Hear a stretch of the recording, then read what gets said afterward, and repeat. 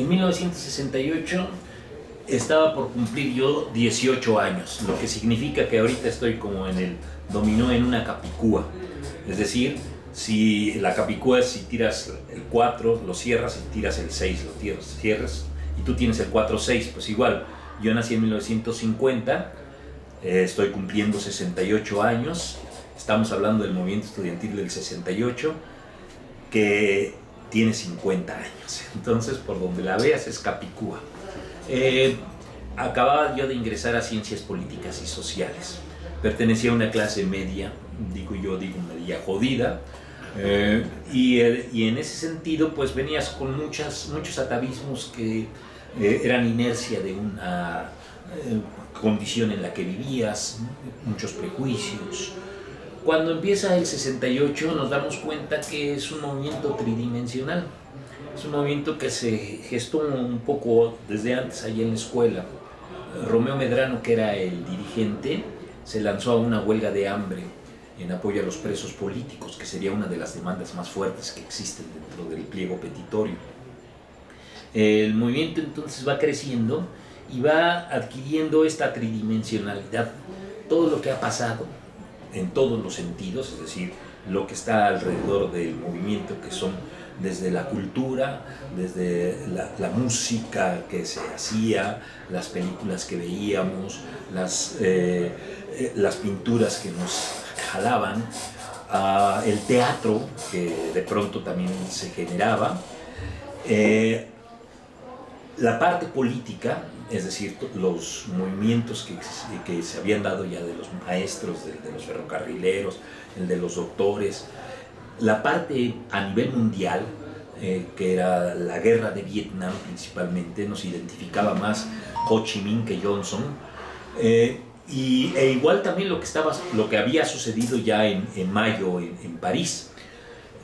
En ese sentido pienso que viene desde atrás el movimiento. El movimiento es una expresión que se genera en estos 5 meses aproximadamente, en donde vamos a vivir de una forma intermitente. Y es una parte que a nivel, en esta dimensión posterior, una de las manifestaciones más recientes que asumimos todos es la de los 43 estudiantes desaparecidos de Ayotzinapa. Ellos venían a una marcha del 2 de julio. Entonces en esa parte entonces encontramos, o en este espacio encontramos esta tridimensionalidad del movimiento del 68. Cuando empieza el 26 de julio, ya en ese momento yo formaba parte de un grupo de teatro de allí, de Ciencias Políticas, donde estaba Patricia Eguía, donde estaba Antonio Alonso, que luego hizo un libro muy bueno sobre los ferrocarrileros, en donde estaba Laurita Gamis, Carolina Sánchez, y entonces asistimos a esta marcha del 26 de julio. Cuando pasa todo después de lo que seguramente ustedes ya conocen, del bazucazo que se dio al siguiente lunes y todas estas circunstancias y cómo se empieza a construir las peticiones, en el momento en que se pide que haya brigadas, nosotros inscribimos una brigada musical. En esa brigada al principio nomás estábamos 2, que era Paco Taibo y yo, y salíamos a cantar a los camiones. Le echaba un rollo, yo echaba alguna canción, algunas de las primeras parodias de las que hacía, y se recogía dinero. Después él se dedicó a otra cosa y yo seguí con esta idea de continuar con la brigada musical. En el mes de agosto, después de una corretiza que hubo por parte de los granaderos hacia los estudiantes, allí en una noche en lo que eran las oficinas del director, me parece que era Pedrero o Víctor Flores Olea, no me acuerdo cuál de los dos. Allí empezamos a componer la canción que luego sería muy famosa, que es la balada del granadero. La compusimos, en un principio hablaba sobre Cueto y Mendiolea, y luego yo en 1969-70 ya le cambié el texto porque me parecía que ya se había rebasado esta idea de Cueto y Mendiolea. Y entonces a partir de ahí empezamos a a participar como esta brigada, a cantar, a subirnos a los camiones, a ir a todas partes, hasta el 15 de septiembre, que es donde nos invitan al grito, a que abramos ese grito, a que cantemos nosotros. Había gente muy famosa, estaba José de Molina, estaba Oscar Chávez, Enrique Ballester, y claro, había otros que en esa ocasión me parece que no fueron, que era Judith Reyes o Margarita Bauche. Y pues decidimos cantar 2 o 3 canciones, una que habíamos compuesto reciente que se llamaba Indios, otra que es Vasija de Barro y La Balada del Granadero, nuestro éxito entre comillas. Nos preguntaron que cómo nos llamábamos, y a partir de allí es donde decidimos ponernos un nombre que no fuera en inglés, porque había muchos grupos juveniles como Three Souls in My Mind, que ya estaba, los Hooligans, los Crazy Boys, los Loud Jets, y entonces dijimos, bueno, algo que nos dé una identidad, incluso que pueda ser histórica y demás. Y decidimos Los Nacos porque se usa de una forma despectiva a la gente que llega del campo a la ciudad, que se le llama indio, nahualón, tepuja, yope, mije, naco. Y lo pusimos con K para que se viera más naco. Aparece entonces esta brigada musical que se transformó en un grupo brigada del 68. Desde mi punto de vista, pienso que es el grupo que surgió en 68 juvenil de música, como parte de ese movimiento. Repito, había mucha gente que componía, había mucha gente que ya estaba en la canción de protesta, o en la canción social, o en la canción reflexiva, o en la canción comprometida, como se le quiera llamar, pero en realidad el grupo que nace en 68 será el grupo de Los Nacos. Continuamos todo el movimiento. Yo tuve, por fortuna, que mi papá se había ido a trabajar a Tuxtla Gutiérrez, mi mamá se fue tras de él, y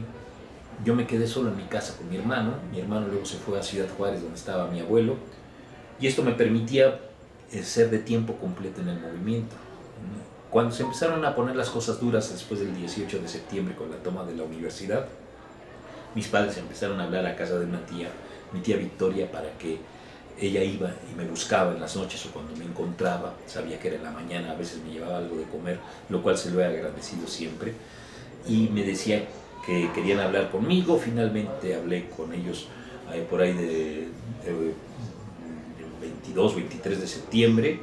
y me dijeron que me tenía que ir a Tuxtla, o sea que ya era una orden. Yo les dije que sí, pero pues me aguanté todavía unos días. Llegué al 30 de septiembre, que fue la Marcha de las Mujeres, una de las marchas más importantes, porque allí están las madres, están las hijas, están las hermanas, están las novias, salen y van por Reforma dando panfletos, pegando caricaturas, haciendo pegas de estas que se hacían con saliva y que uno, o con agua, y que uno las ponía en los postes, y se llega a la Cámara de Diputados, y allí se anuncia ese 30 de septiembre que se entregó la universidad. Es decir, después de la toma, el 30 de septiembre, se anuncia que se había entregado ya la universidad, y se cita a la gente a que vaya el 2 de octubre. Esa noche me hablan mis padres, yo les digo que me aguanten hasta el miércoles y que yo me voy para allá. Y entonces me comprometo a irme ese día. Salgo de mi casa, incluso me llevo mi ropa, me la traigo no era mucho lo que usaba, y con estas ideas medios hippies que tenía uno de andar con poco y viajar mucho, me llevo mi ropa, camino con un amigo, Juan José, y entonces vamos por San Juan de Letrán, recordemos que esa desemboca hacia allá, y adelante de nosotros iban unos chavos con unas pancartas de la preparatoria, me parece que era de La Viga, me parece, y de pronto llega un camión de estos, digo un carro Impala, no camión, sino un carro Impala, se estaciona, se bajan unos agentes, corren los estudiantes, avientan la bandera que traían. Mi amigo me dice, vamos a correr, corremos, llegamos a Reforma, nos metemos hacia la Alameda, y me dice, mejor ya vete para donde están tus padres. Él me acompaña a donde estaba la terminal de los Cristóbal Colón, allí en Insurgentes, a un lado donde estaban los ferrocarriles. Me voy y no conozco nada de lo que sucede ese día, no sé nada de lo que pasó, hasta el otro día que llego a Tuxtla, y mi padre compraba siempre el Excelsior y allí veo la primera noticia. Y por ahí le doy un seguimiento, ahí estuve yo como 10 días con ellos, con los papás, muy inquieto, viendo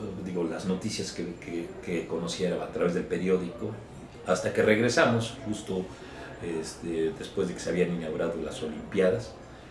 y pues te conectas con gente y vas encontrando un compañero vecino que fue herido, una compañera que fue detenida, Lupita, junto con su hermano Adolfo, que se habían escondido en un departamento, en fin, todas las vivencias de gente que cotidianamente empiezas a conocer la cantidad de presos, y que la noticia que había yo leído en Excelsior sobre la muerte de 30 personas, en las cuales se hablaba de soldados, era totalmente distorsionada. Después ya hemos visto con el Comité del 68 que hay por lo menos 75 personas registradas. Lo que sí considero, y con esto me gustaría concluir, es que el movimiento fue amplio. Hay una identidad que es el 2 de octubre. El 2 de octubre que no se olvida, porque ese día, cuando se había anunciado de que se iban a iniciar el diálogo, las pláticas, ese día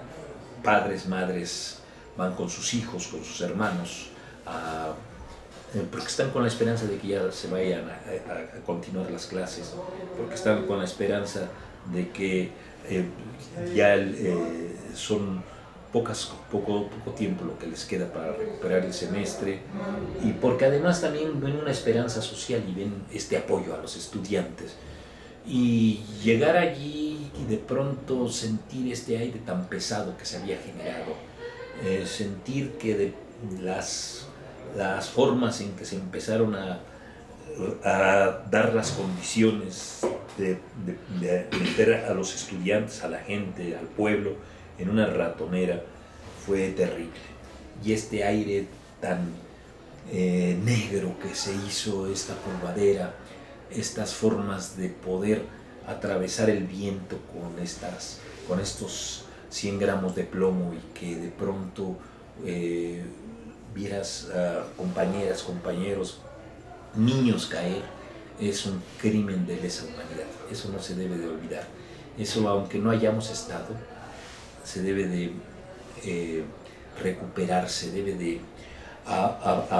constantemente, es un deber de nosotros de estar diciéndolo,